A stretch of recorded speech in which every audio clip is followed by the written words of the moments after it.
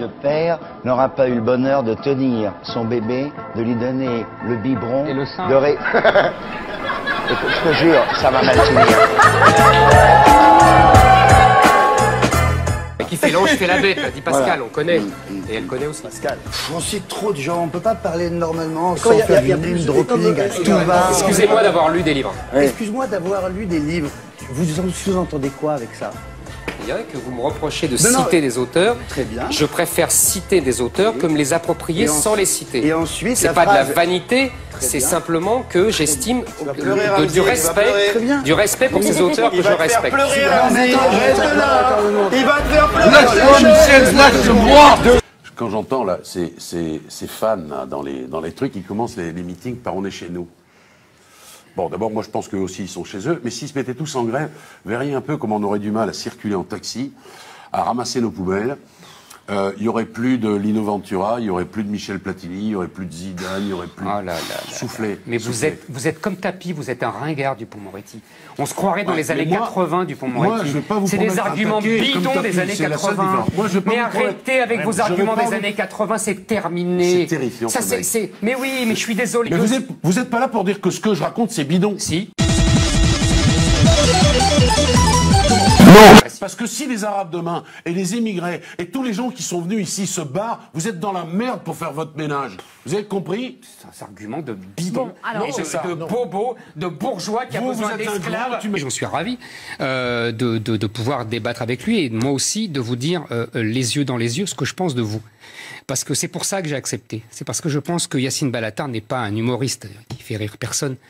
À part sa mère parce qu'elle est indulgente. Mais il y a des règles où on n'a dit pas les mamans, pas les fringues. Ah non, mais votre maman, elle a tout mon respect. Non, mais elle a tout mon respect. Justement, elle rit à vos blagues, c'est ce qui prouve un sens du sacrifice extraordinaire. Non, vous êtes l'incarnation paroxystique et caricaturale de ce que j'appelle le journalisme féminin. C'est-à-dire que vous ressentez, vous aimez, vous sentez, vous embrassez, vous cajolez, vous pénétrez, vous êtes pénétré, que sais-je. C'est comme ça que commence votre livre, c'est pour ça que je le dis. Et ce ne sont que émulsions sentimentales et psychanalytiques à foison. J'adore quand vous êtes comme ça. Mais moi aussi j'adore quand voilà, c'est parce que c'est vraiment votre livre, c'est en fait tout ce que je déteste. Vous n'avez rien compris à la politique. J'ai tout compris. Écoutez, je suis les politiques. Avant vous n'étiez pas né quand je suivais les politiques. Oui, bien sûr, depuis mon bureau. Mais bien sûr, tu parles comme ils s'y reconnaissent. Si. Je les connais un peu mieux que vous, les politiques. Je crois pas, donc, ouais. Non, mais moi je couche pas avec. Mais enfin, ça va pas. Mais je croyais avoir vu Madame Obono empêchée et interdite de dire vive la France, qui refusait de dire vive la France à la télévision. J'ai vu Madame Obono organiser des réunions interdites aux Blancs. Où a-t-elle vu la République là-dedans? J'ai vu Madame Obono dire tout son amour pour Mohamed Merah, qui tue des enfants juifs comme ça avec un pistolet sur la tête. Ça, c'est Madame Obono. Et Madame Obono vient pleurer parce qu'on se moque d'elle dans un journal, dans une fiction. Mais on rêve. Mais moi, je vais vous dire, je pense que non seulement on a le droit de se moquer de Madame Obono, mais on a le devoir de combattre Madame Obono. Vous oubliez qu'il y a des départements comme la Seine-Saint-Denis où c'est uniquement des prénoms islamiques qui sont en tête. Prénoms islamiques. Et absolument. Bah oui, des prénoms islamiques. Mohamed, c'est un prénom islamique, ça sort du Coran. Bon bah oui, ça sort d'où? Et donc Marlène, c'est un prénom quoi? Bah c'est un prénom chrétien. C'est un prénom chrétien, Marlène? Bah oui, ah non, c'est pas un prénom qui figure ça dans le vient d'où calendrier alors d'après chrétien. vous? Bah ça n'est pas, à l'origine c'est un prénom d'origine allemande et ça n'est pas un prénom qui figure dans le calendrier chrétien. Regardez le calendrier. Mais parce que je suis curieuse de savoir à quel jour est la Sainte Madeleine. Pourquoi ce serait Marie-Hélène? Parce que c'est évident. Et pas Marline de l'allemand. Mais non, mais bien sûr que non. Et que normalement, chez moi, en tout cas depuis une loi de Bonaparte qui a malheureusement été abolie en 1993 par les socialistes, on doit donner des prénoms dans ce qu'on appelle le calendrier, c'est-à-dire les saints chrétiens. Alors, je m'appelle Abfette, moi. Eh ben, votre mère a eu tort. Ah bon? Ma mère a eu tort. Elle a eu tort? Vous voudriez qu'elle m'appelle Marie ou des prénoms qui ne lui inspirent absolument rien? Absolument. Non, mais vous C'est exactement ce que je veux. C'est exactement ce que je veux. Vous voudriez donc que je m'appelle comment? Corinne, ça vous irait très bien. Vous trouvez que Corinne, ce serait pas mal? Ça serait parfait.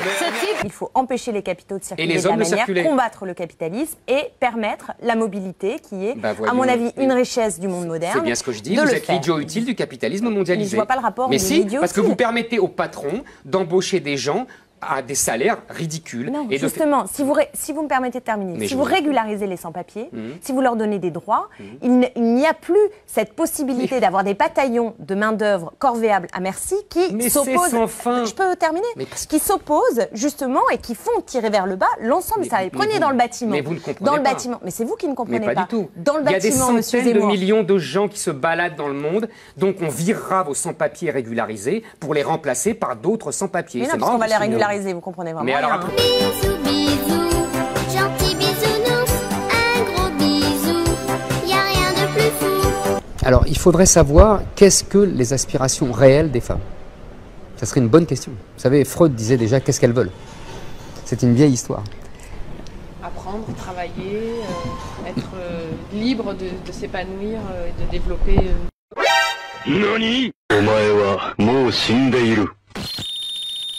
Leur cerveau. Alors, travailler, elles ont toujours travaillé. Dans l'histoire de l'humanité, elles ont toujours travaillé. Les femmes qui ne travaillent pas, c'est... Enfin, je veux pas, j'exclus le travail au champ. Et pourquoi vous excluez le travail au champ? Parce que je vous parle de développement intellectuel. Mais toute l'humanité travaille. Alors les hommes travaillaient pas alors avant. Ils étaient tous au champ.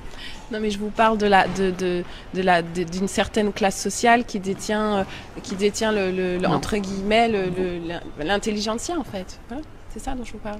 Mais vous La croyez... littérature, les sciences. Et vous croyez que les femmes en étaient exclues? Mais je vais vous prêter des livres sur l'histoire du XVIIe siècle, du XVIIIe siècle. Vous allez voir que les femmes n'en sont nullement exclues. Vous allez voir que Madame du Deffand correspond avec Voltaire d'égal à égal. Vous allez voir que Madame du Châtelet, pareil avec Voltaire, elle n'est pas du tout minorée. Vous allez voir que les femmes qui reçoivent Rousseau ne sont pas du tout ridiculisées. Mais c'est des femmes d'exception peut-être. Mais les hommes aussi étaient d'exception. C'est ça qui m'énerve à chaque fois dans ce type de discussion. C'est qu'on croit que d'un côté, il y a les hommes. Et les hommes, ils lisaient tous des livres. Ah ouais, le paysan dans le Quercy, c'est sûr qu'il avait une bibliothèque extraordinaire au XVIIe siècle. Il bouffait même pas des patates. Il crevait de faim. Il travaillait comme un chien. Mais vous croyez qu'il avait la belle vie, lui? Il faut arrêter avec ça. Les femmes ne sont pas plus... comment dire elles n'ont pas plus souffert que les hommes. Au contraire. C'est ça la grande bataille idéologique d'aujourd'hui. J'ai écouté l'homélie du père Attali et je suis encore un peu ébloui. Il y a les méchants et les gentils. Il y a les vilains qui veulent la pureté, la purification, l'horreur, quasiment le nazisme.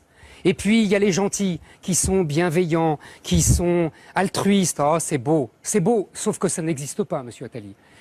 Surtout, ça fait fi de ce qu'on est, non pas de ce qu'on devient, mais de ce qu'on est.